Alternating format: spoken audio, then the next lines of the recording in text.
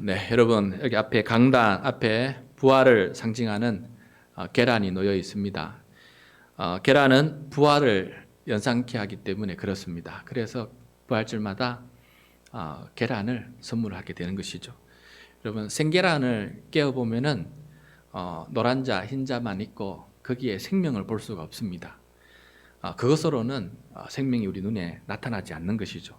그런데 암탉이 그것을 품어 안으면은 그 안에서 생명의 변화가 일어납니다. 생명이 살아나게 됩니다.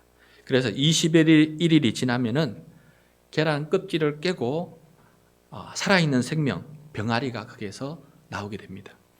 그 모습이 마치 무덤 속에 잠자던 예수님께서 그 무덤을 열고 다시 살아 걸어 나오신 그 부활의 주님을 연상케 하기 때문에 그래서 부활절이 되면은 우리가 계란을 보면서 그것을 생각하는 그런 시간을 가지게 됩니다. 여러분 그런데 병아리는 처음 태어나는 것이지만은 부활은 더 나은 몸으로 변화되어서 다시 살아나는 것입니다. 그래서 많은 사람들은 누에 고치를 연상하면서 부활절에 설교를 합니다. 누에 고치. 누에는 알에서 부활해서 나오죠.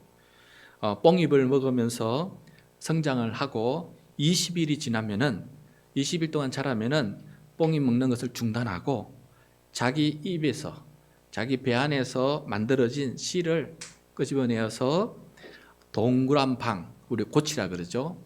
그 고치를 만들면서 자기가 그 고치 안에 들어가 버립니다. 거기 안에 갇혀 버리죠. 고치를 만들고 그 안에 들어간 누에는 70시간이 지나면은 번데기로 변하게 됩니다. 그리고 난 다음에 12일에서 16일이 지나면은 번데기가 나비로 완전히 탈바꿈하게 된 것을 보게 됩니다. 기어다니는 동물이 하늘을 날아다니는 몸, 날 수 없던 몸이 날 수 있는 몸으로 새로운 몸으로 완전히 탈바꿈하는 것이죠.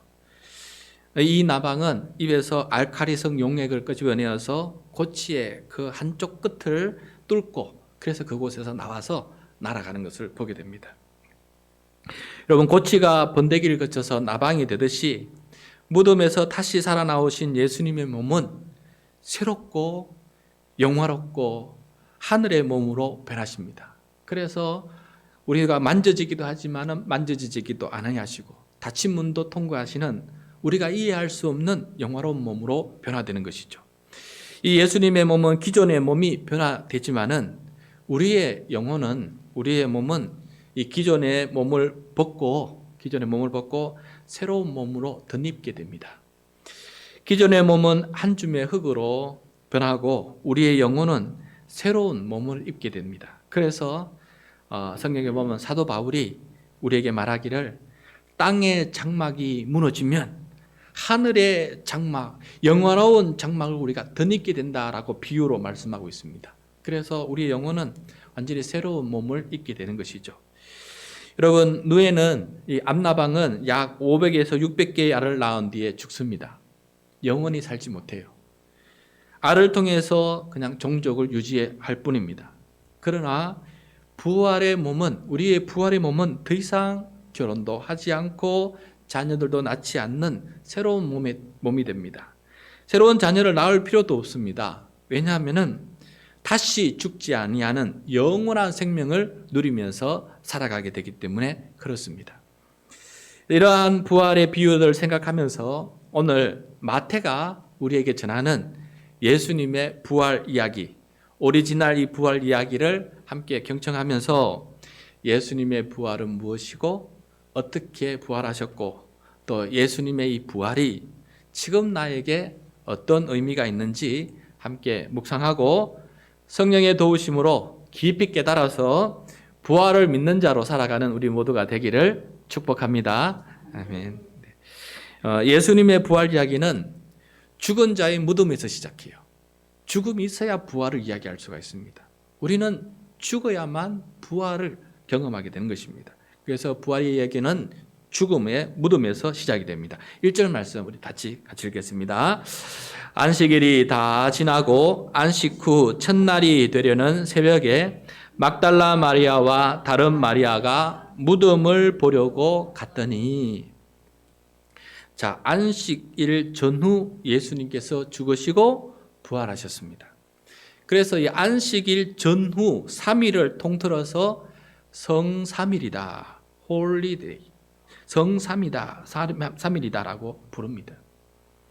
근데 3일 동안 어떤 일이 일어났는지 우리는 다시 세부적으로 잘 기억할 필요가 있어요. 가장 중요한 시간대이기 때문에 우리 그리스도인들은 가장 잘 이 시간들을 잘 기억하고 있어야 될 거라 생각이 들어서 이 거룩한 3일 제가 성삼일 시간표를 만들어 보았습니다. 다음 화면을 보시면은 3일 동안 있었던 성만찬, 십자가, 죽음, 무덤, 부활 시간표를 만들어 보았어요. 다음 현재 우리가 사용하는 요일이에요. 보시면은 목요일, 그죠? 금요일, 토요일 앞을 보세요. 그 다음에 일요일. 여기 바로 금요일 예수님께서 죽으셨고, 토요일 날 무덤에 계시고, 그 다음에 일요일 날 주일 새벽에 주님께서 부활하셨어요. 우리로 말하면 금, 토, 일, 이게 굉장히 중요한 날입니다. 다음 하루를 제가 이해하기 쉽게 6시간 단위로 나누어 보았어요. 중요합니다. 새벽, 오전, 오후, 저녁 이렇게 6시간 단위로 4등분을 할 수가 있어요. 다음 우리는 하루의 시작이 밤 12시가 지나면 하루가 시작되지 않습니까? 그런데 성경에서는 하루의 시작이 언제냐? 전날 저녁 해가 질 때, 그러니까 대략 저녁 6시부터 하루가 시작이 됩니다. 이해되시죠? 이렇게 조금 시간 개념이 좀 다릅니다. 성경 읽어보면 하루의 시작은 저녁 7시, 6시예요. 그래서 성경에 나오는 유대인들의 하루 시작은 우리보다 6시간이 빠릅니다. 다음, 우리는 월요일, 화요일, 수요일 이렇게 날짜를 부르지만은 성경의 유대인들은 첫째 날, 둘째 날, 셋째 날 이런 식으로 숫자로 날짜를 부릅니다. 우리의 금요일에 해당되는 날은 6째 날이고 그 날을 통상 준비일이라고 불러요. 쉽게 준비일. 6째 날이라고 부르기보다는 준비일이다. 왜냐하면 다음 날이 7째 날 안식일이기 때문에 안식일을 준비하기 때문에 준비일이다라고 그 날을 통상 불러요. 그 다음에 우리 토요일에 해당되는 날은 7째 날로서 안식일입니다. 안식일. 그리고 우리 일요일에 해당되는 새로운 첫째 날이죠. 새로운 첫째 날을 통상 유대인들은 첫째 날이라 부르지 않고 안식 후 첫날이다라고 이렇게 쉽게 불렀어요. 그래서 안식일을 기준으로 준비일, 안식 후 첫날 이렇게 불렀습니다. 다음 그리스도인들은 6째 날이 준비일, 그 다음에 7째 날이 안식일, 그리고 다시 첫째 날 안식 후 첫날을 이 세 날을 가리켜서 성삼일이다라고 불렀습니다. 그리스도인들에게는 이 날이 너무나 귀한 날이기 때문에 그렇습니다. 다음 6째 날 준비일의 시작인 저녁에 예수님은 제자들과 마지막 저녁 식사를 하셨습니다. 이게 금요일인데 우리로 말하면 금요일이 아니고 목요일 저녁이죠. 그죠? 우리 시간을 말하면 목요일 저녁이지만 그들에게 말하면은 준비일 저녁 식사입니다. 식사를 하시고 연이어서 성만찬을 하시면서 자기의 죽음의 의미를 알리십니다. 그리고 겟세마네 동산에 올라가셔서 제자들과 함께 마지막 기도를 하시죠. 다음, 그리고 밤늦게 예수님은 체포가 되셔서 그 새벽에 대제사장 가야베의 뜰에 먼저 잡혀갑니다. 그래서 거기서 종교 재판을 받고 신성 모독죄로 사형을 언도받죠. 그리고 실제로 종교 재판은 사람을 죽일 수 없으니까 새벽에 다시 총독 빌라도에게 잡혀가서 2차 형사 재판을 받게 됩니다. 거기서 십자가형 언도를 받게 됩니다. 다음, 그래서 오전 9시에 예수님은 골고다 언덕에서 십자가에 못 박혀 달리십니다. 오전 9시가 되죠. 그 다음에 오전 12시부터 하늘이 어두워지고 오후 3시에 예수님은 운명하십니다. 십자가에 달리신 지 6시간 만에 운명하시죠. 다음, 예수님께서 죽으신 오후 3시는 특별한 시간이에요. 왜냐하면 보시는 바와 같이 유월절 식사를 위해서 어린 양이 도살되는 시간이에요. 유월절 식사를 위해서 어린 양이 도살되는 그 시간에 우리 죄를 짊어지신 어린 양이 되신 예수님께서는 십자가에 달려 죽으셨던 것입니다. 다음에 해가 지면은 저녁 6시부터 새로운 날이 된다 시작해 말씀드렸죠. 그래서 다음 날 안식일이 시작하는 거예요. 그리고 그 저녁에 유월절 식사를 하게 됩니다. 오후에 잡았던 전날 그 오후에 잡았던 어린 양을 고기를 그때 먹게 되죠.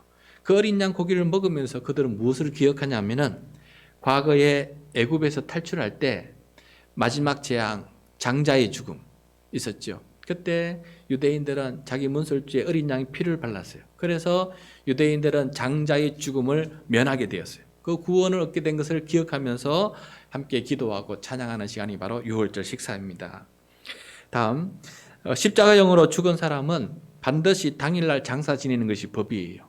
그래서 오후 3시에 주님께서 십자가에 돌아가셨기 때문에 3시간 뒤 저녁이 되면 새로운 날이 시작하게 되기 때문에 그 전에 빨리 예수님을 매장해야 됩니다. 그래서 저녁 이전에 아리마대 요셉이라는 사람이 부자입니다. 그가 자기 무덤을 예수님께로 내어드리면서 예수님을 그 자리에 매장을 하게 됩니다. 다음, 예수님의 육신은 무덤에서 3일 동안 있게 됩니다. 안식일 전날에 급하게 장사되긴 했지만은 대략 2-3시간 정도 무덤 속에 계시죠. 그 다음 날 안식일에는 하루 종일 무덤 속에 계십니다. 다음, 제3일째 되는 날, 즉 안식일 첫날 새벽에 우리로 말하면은 일요일 날 새벽에 예수님께서 무덤에서 다시 살아나게 돼요. 부활하십니다. 새롭고 영화로운 놀라운 몸으로 그렇게 변화되어 나타나십니다. 이 날을 우리 그리스도인들은 주일이라 부릅니다. 주일. 일요일이라 부르지 않고 이 날을 특별히 주일이라고 불러요. 왜냐하면 주님의 날, 주님께서 부활하신 날이기 때문에 이 날을 우리 그리스도인들은 안식 후 첫날이라고 부르지 않고 이 날을 주일이다 부르고 그 이후로 우리는 계속해서 주일이라 부르고 있습니다. 다음, 여러분 부활하신 날은 공교롭게도 초실절이었어요. 초실절은 첫 열매를 하나님께 드리는 날이에요. 그러니까 예수님은 부활의 첫 열매가 되었습니다. 그래서 우리도 예수님을 따라서 죽음 후에 부활의 열매를 맺게 될 것입니다. 그리스도인들은 주 4세기부터 주일을 안식일로 지켜오고 있습니다. 왜냐하면 기독교 국가가 된 이 로마 제국 황제가 예수님께서 부활하신 이 일요일을 안식 후 첫날을 공휴일로 쉬는 날로 정하게 됩니다. 그래서 그참에 우리 그리스도인들은 주일도 지키고 동시에 안식일도 지키자라고 약속하고 그때부터 지금까지 이 날을 주일로 모여서 예배드리고 안식도 하는 그 날로 지켜오게 된 것입니다. 여러분 이 시간표 성삼일 시간표를 잘 기억해 두시고 다른 누구보다 우리 그리스도인들은 이 날이 이렇게 진행되었다는 것을 꼭 기억하고 이 날을 생각하며 살았으면 좋겠습니다. 자, 이제 이런 시간을 이해하고 오늘 말씀으로 다시 돌아가도록 하겠습니다. 오늘 1절 보면 안식 후 첫날 새벽에 두 여인이 무덤을 찾아갑니다. 거기서 놀라운 초자연적인 현상을 보게 돼요. 2절과 3절 말씀 같이 읽겠습니다. 큰 지진이 나며 주의 천사가 하늘로부터 내려와 돌을 굴려내고 그 위에 앉았는데 그 형상이 번개 같고 그 옷은 눈같이 희경을 지키던 자들이 그를 무서워하며 떨며 죽은 사람과 같이 되었더라 하며 여러분 큰 지진 땅의 흔들림이 일어납니다. 그리고 주의 천사가 하늘로부터 내려오는데 그 모습이 번개 형상처럼 그렇게 또 흰옷을 입은 모습으로 그렇게 내려옵니다. 내려와서는 무덤을 막고 있던 그 문을 굴려서 그 문을 열게 됩니다. 이 무덤을 지키던 병사들이 그것을 막지 못합니다. 어떻게 감히 그것을 막겠습니까? 무서워서 벌벌 떨고 있습니다. 죽은 사람과 같이 얼어버렸다라고 말씀하고 있어요. 그야말로 공포와 같은 그런 일들이 눈앞에서 펼쳐지고 있는 것입니다. 그때 그 천사가 곁에 있던 여인들에게 기쁜 소식을 전하게 됩니다. 5절과 6절 말씀 같이 읽겠습니다. 천사가 여자들에게 말하여 이르되 너희는 무서워하지 말라. 십자가에 못 박히신 예수를 너희가 찾는 줄을 내가 아노라. 그가 여기 계시지 않고 그가 말씀하시던 대로 살아나셨느니라. 와서 그가 누우셨던 곳을 보라. 부활을 알리는 천사의 소식입니다. 여인들에게 말합니다. 무서워하지 말라. 무서워할 필요가 없다. 왜냐하면 기쁨의 좋은 소식이다라는 것을 말씀해 주고 있습니다. 십자가에 못 박히신 예수님이 무덤에 계시지 아니하시고 그가 평소에 말씀하셨던 대로 죽은 다음에 3일 만에 부활하시겠다고 평소에 말씀하셨는데 그 말씀대로 다시 살아나셨다라는 기쁨의 소식을 전하게 됩니다. 그리고 천사가 와서 그가 누웠던 빈 무덤을 한번 보라고, 빈 무덤을 보라고 그렇게 하면서 그 여인들이 그 빈 무덤을 보게 됩니다. 그리고 천사는 여인들에게 이 기쁜 소식을 가서 전하라 말하고 합니다. 7절 말씀 같이 읽겠습니다. 또 빨리 가서 그의 제자들에게 이르되 그가 죽은 자 가운데서 살아나셨고 너희보다 먼저 갈릴리로 가시나니 거기서 너희가 배우리라 하라. 보라 내가 너희에게 일렀느니라 하거늘. 네, 빨리 가서 제자들에게 이 기쁜 소식을 알리라. 죽은 자 가운데서 살아나신 예수님을 제자들에게 가서 알리고 예수님이 먼저 갈릴리로 가 있을 테니까 거기서 만나자. 갈릴리로 달려가라 라고 이렇게 얘기하는 것을 보게 됩니다. 여러분 갈릴리는 예수님과 제자들의 고향이고 거기서 천국 복음이 도래한 지역 아니겠습니까? 처음 천국 복음을 전한 그곳으로 다시금 돌아가라 라고 이렇게 얘기하고 거기서 보자 라고 얘기합니다. 여인들은 기뻐서 큰 기쁨을 가지고 달려갑니다. 우리 8절 말씀입니다. 같이 읽겠습니다. 그 여자들이 무서움과 큰 기쁨으로 빨리 무덤을 떠나 제자들에게 알리려고 다름질을 할세. 여자들은 병사들이 가진 무서움만 가지고 있었던 것이 아니라 큰 기쁨을 누리고 있습니다. 예수님께서 말씀하신 대로 다시 살아나셨다는 이 소식에 기쁨을 주체할 수가 없습니다. 빨리 달려갈 정도로 마음이 날아갈 것 같습니다. 마음이 날아갈 것 같아요. 여러분, 예수님의 부활은 예수님이 참이다 라고 예수님께서 확정시켜 주시는 사건이에요. 십자가의 죽음 앞에 예수님을 팔고 예수님을 배반하고 예수님을 저주하고 예수님을 부인하면서까지 실족하고 절망에 빠졌던 그 제자들에게 예수님의 말씀과 삶, 그 모든 것이 참이다라는 것을 확인시켜주는 사건이 바로 예수님의 부활이에요. 하나님께서 이 부활을 통해서 예수님께서 진실로 구원자이다라는 것을 말씀해주고 있는 것입니다. 무덤으로 올 때에는 투벅투벅 무거운 마음으로 두 여인이 한 걸음 한 걸음 절망 속에서 그렇게 걸어왔지만은 돌아가는 발걸음은 달리는 발걸음으로 하나님께서 투벅투벅 걸어오는 발걸음을 기쁨으로 달리는 발걸음으로 만드신 사건이 바로 부활 사건입니다. 여러분 우리에게는 부활이 그저 밋밋하게 다가올지는 모르겠지만은 예수님을 3년 동안 따랐고 예수님의 말씀을 3년 동안 들었던 그 사람들에게는 죽음을 경험하고 난 다음에 이 부활의 소식은 날아갈 듯 기쁜 소식이었다는 것을 우리 꼭 기억했으면 좋겠습니다. 기쁨으로 새로운 기대와 소망을 가지고 완전히 달라진 믿음을 가지고 그렇게 가고 있는 모습을 보게 됩니다. 부활의 소식을 듣고 빈 무덤을 목격한 이 여인들은 아직 온전한 부활의 증인 아닙니다. 왜냐하면 부활하신 예수님을 직접 보지 못했기 때문입니다. 그냥 다시 사셨다는 얘기만 듣고 빈 무덤만 보았지 아직 다시 살아나신 예수님을 부활의 예수님을 아직 보지 못했기 때문에 이 여인들의 증언은 아직 온전하지 못해요. 그래서 예수님은 이 여인들의 부활 증언이 헛되지 않도록 확실하게 해주십니다. 바로 9절과 10절 말씀입니다. 같이 읽겠습니다.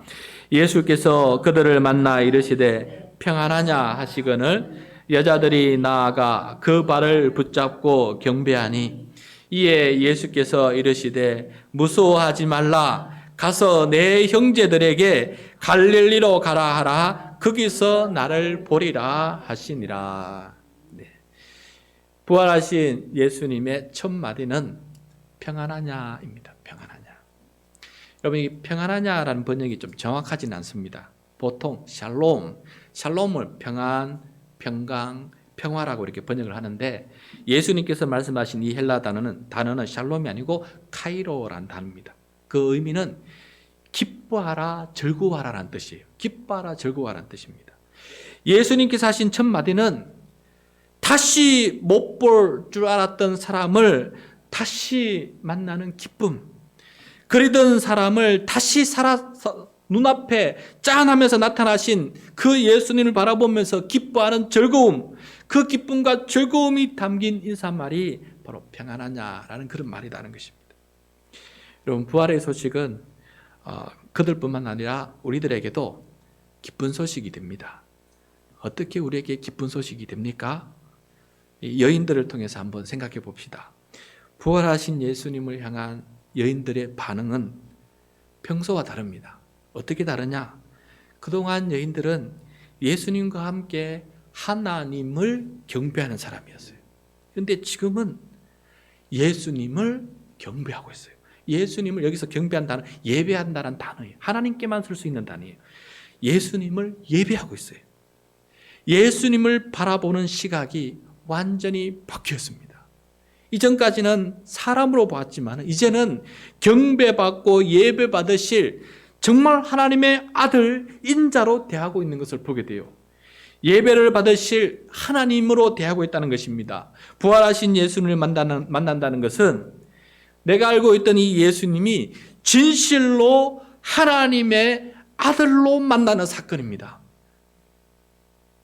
예수님께서 말씀하신 나는 인자다. 그 인자란 말이 다니엘에서 말한 것처럼 그 인자는 신적인 존재로서 하나님의 권능을 가지고 만왕의 왕으로서 모든 나라를 다스리는 그런 신적인 존재예요. 이제서야 그들은 예수님을 인자, 바로 그 인자로 나의 구주, 나의 하나님으로 만나게 되는 사건이 벌어지게 됩니다. 그래서 사람을 만나는 기쁨이 아니라 살아있는 하나님을 만남으로 그 기쁨이 충만하게 되는 것입니다. 부활은 바로 이런 것이에요. 그래서 우리가 신앙생활을 하면서 예수님 그렇게 말씀을 하시는데 그 예수님이 나의 구주로 나의 하나님으로 믿겨지고 영접하는 그 순간이 여러분 부활의 사건입니다. 여러분 다시 태어나는 것입니다. 그 전까지는 예수님을 그냥 하나님 사람으로 좋은 선생으로만 아는 것이에요. 그러나 그 십자가에 달리신 예수님, 부활하신 예수님이 나의 구주, 나의 하나님, 하나님의 아들로 인자로 믿겨지고 영접하게 되고 내 삶의 주인으로 모시는 그 순간에 우리의 영혼은 진짜 다시 부활하는 것입니다. 하나님의 자녀로 다시 태어나는 것입니다. 그 기쁨이 있기 때문에 그 기쁨을 가진 사람은 이 부활절을 생각할 때마다 주님 감사합니다 라고 얘기할 수 있는 것이에요. 부활하신 예수님은 한 인간이 아니라 하나님이십니다. 그래서 예수님의 십자가 희생제사는 나와 우리 모두의 죽음을 대신할 수 있는 유일하고도 영원한 효력이 나타나는 대속 사건이 될 수 있는 것입니다. 사람은 이런 대속을 만들 수가 없어요. 또 우리는 죄와 죽음을 이길 수 없습니다. 사람은 죄와 죽음을 이길 수 없습니다. 근데 예수님은 부활을 통해서 죄와 죽음을 이기시고 부활의 첫 열매가 되셨습니다. 그래서 우리 모두도 주님처럼 부활할 수 있는 약속을 받게 된 것입니다. 부활의 소망을 가지게 된 것입니다. 나도 죄와 죽음을 이기고 승리할 수 있다는 것을 예수님을 통해서 우리가 얻게 된 것입니다. 예수님의 죽음이 내 죽음이 되고 예수님의 부활이 내 부활이 된 것입니다. 우리는 그것에 참여한 자가 되었습니다. 믿음으로 참여하게 되었습니다. 그래서 구주 하나님이신 예수님의 부활은 나에게 너무나 큰 선물이요 기쁜 소식이 되는 것입니다. 또 어떻게 예수님의 부활은 우리에게 기쁜 소식인지 예수님을 통해서 좀 더 알아봅시다. 예수님은 여인들에게 말할 때 그동안은 제자들이다라고 했지만은 이번에는 뭐라고 말하고 있습니까? 제자들을 내 형제들, 내 형제 자매들이라고 부르고 계십니다. 예수님은 제자들이 이제까지 저질렀던 모든 실수를 용서하시고 이미 그들 다 용서해 놓은 상태에서 부르는 말, 내 형제 자매들, 그들과 새로운 관계 속으로 들어가십니다. 어떤 관계냐? 이제는 형제, 자매, 한 가족이 되는 것을 말하고 있습니다.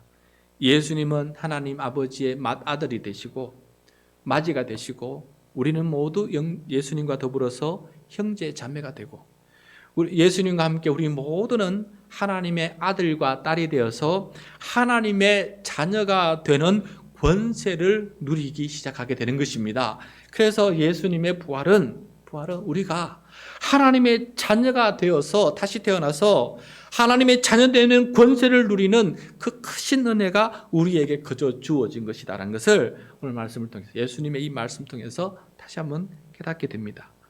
나 같은 추악한 죄인도 정말 나 같은 추악한 죄인도 예수님 덕분에 하나님의 아들과 딸이 되는 놀라운 은혜를 누리게 되었으니 또 예수님의 부활 안에 우리 죄인이 의인으로 인정받는 놀라운 역사가 일어나고 있으니 예수님의 부활은 우리에게 기쁜 소식이 되는 것입니다. 이런 기쁨에 영적인 기쁨이 우리 안에 가득 넘치기를 바라고 이것이 진실로 내 안에 다가와서 부활의 기쁨을 가지고 살아가는 부활의 산소망을 가지고 살아가는 믿음의 사람이 될 수 있기를 바랍니다.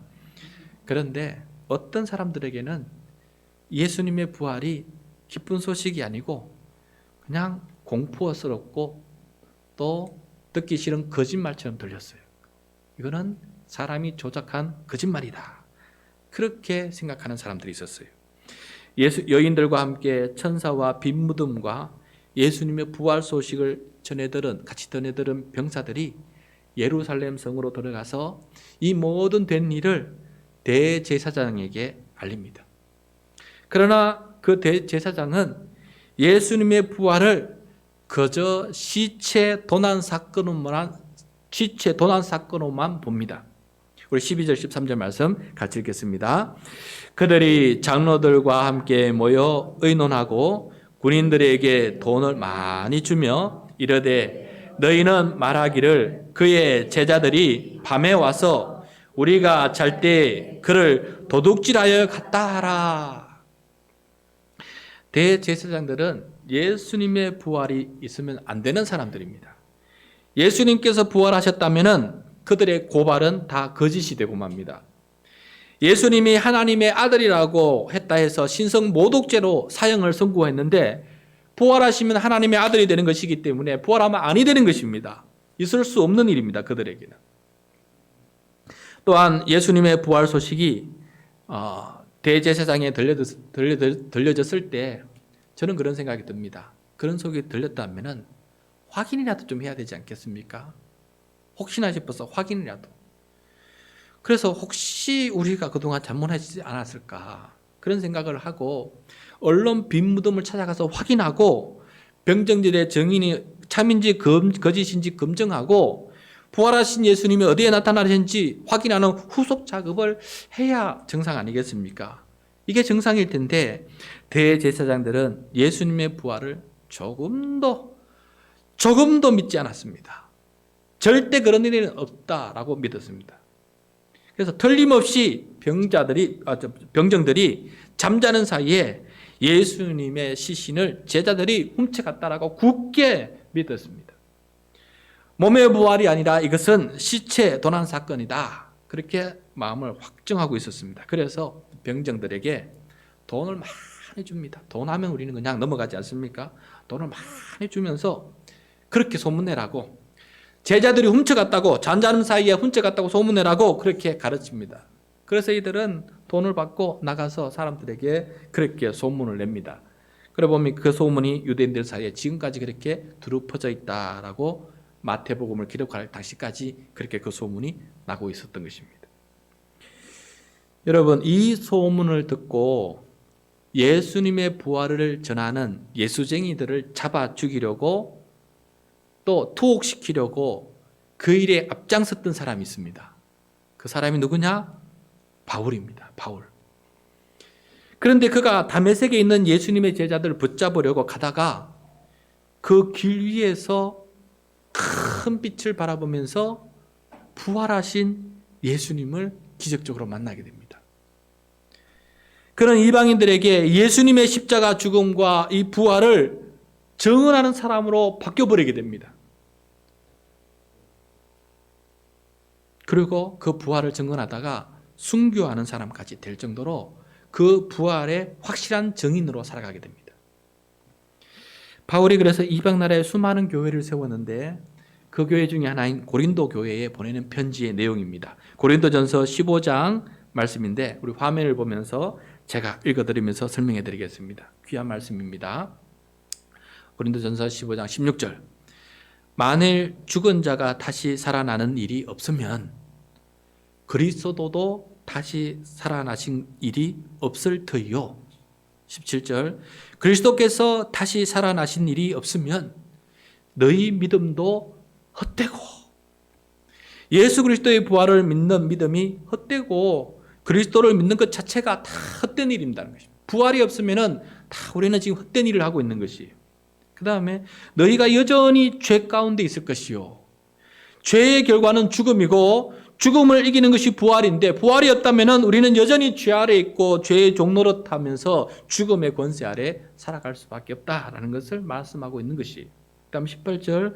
또 그리스도 안에서 잠자는 자도 망하였으리니, 그럼 부활이 없다면 예수님의 부활을 믿고 죽은 성도들은 다 망해버린 거예요.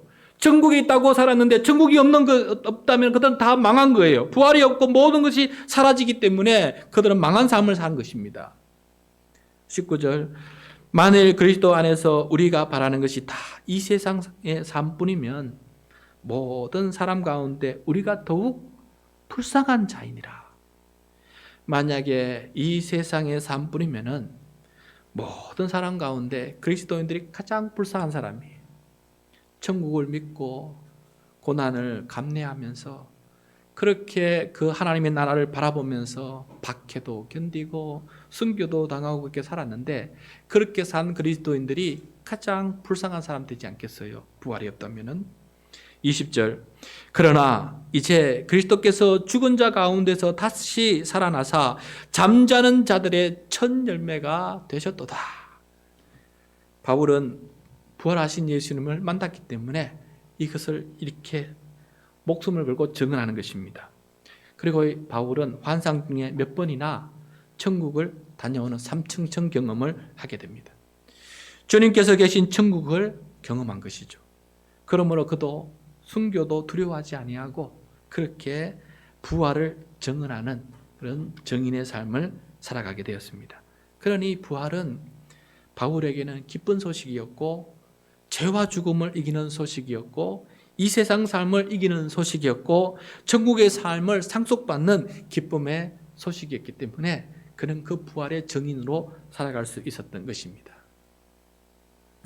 말씀을 마무리하겠습니다. 교우 여러분, 2000년 동안 그리스도인들이 지켜온 부활절 이 아침에 부활하신 주님을 만난 여인들의 그 큰 기쁨이 우리의 기쁨이 되기를 진심으로 축원드립니다.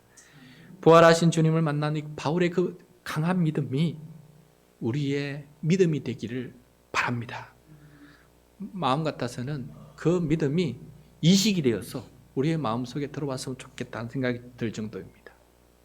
그래서 우리도 부활의 증인이 되고 예수 그리스도의 십자가 죽음과 부활의 기쁜 소식을 마음속에 간직하고 이 세상이 전부임을 믿지 말고 천국을 바라보면서 강한 믿음으로 살아갈 수 있는 우리 모두가 될 수 있기를 간절히 소원합니다. 부활절이 아침에 부활의 소망이 우리에게 강한 믿음의 근원이 되고 더 믿음을 가지고 살아갈 수 있는 우리 모두가 되시기를 축복합니다.